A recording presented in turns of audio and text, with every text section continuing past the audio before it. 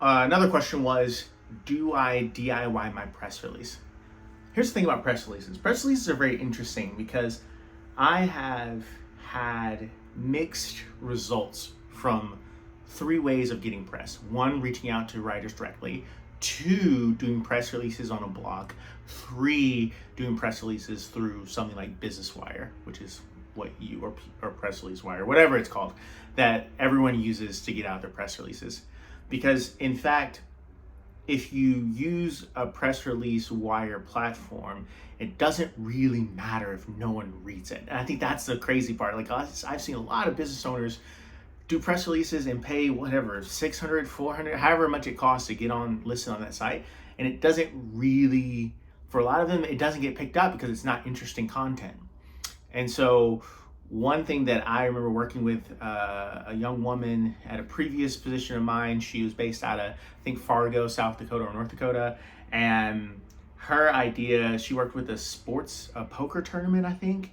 And her idea was that instead of doing press releases and paying people to carry it or paying platforms to publish it, what if they just posted the press releases on their blog and then circulated that blog post to the media contacts and other people? And that was really successful for her. So whenever we do stuff at NoCap, it's going to be on our blog. It's not really because we're trying to do self-published press releases. It was just because it made sense for us, both financially and because of what we're trying to portray. We don't want to come out looking all stodgy and stuffy. But some people, in order to look sophisticated, they need to use Business Wire or PRS Wire or whatever it's called. So my recommendation for you is just to figure out what would be the reason for that press release. If it's just to get the information out there, then maybe do it on the blog, because that way you can actually control who reads it. You control who, and then if a lot of people pick it up, like if you get a lot of readership over that blog post, then you can push it to media contacts or cold outreach for media contacts. The second thing is, if you're really looking to look very sophisticated and you want to be able to direct clients or potential customers to that press release, maybe you do put it on one of those press release software platforms and pay the money. But for a startup, I've just never seen it have the impact that you would typically want it to have this early in the game. I think as you grow, then maybe you can have a formal press release that goes out, but a lot of times it can just be an announcement blog. I think that might be the way that you want to go. A lot of startups do announcement blogs instead. They do the press release through their blogs instead of doing it through a platform.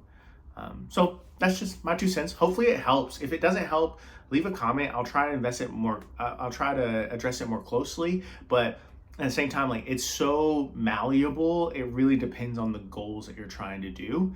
If you aren't trying to write something formal and just want to engage with the press, I'd suggest you just reach out to media contacts directly. Comment on what they've done, ask for inclusion in their next piece, provide a different type of story for the audience that they already write for. Don't mass email.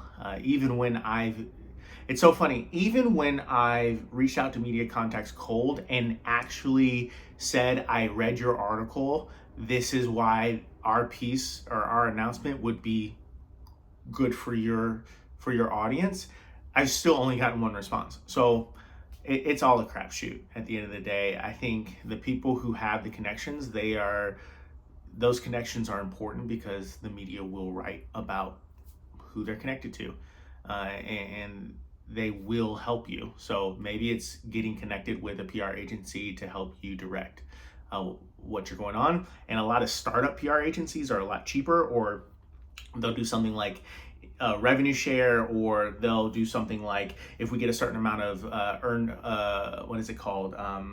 unearned mentions, you get X amount. Sometimes they'll work with you if you're looking to see if they're worth their salt.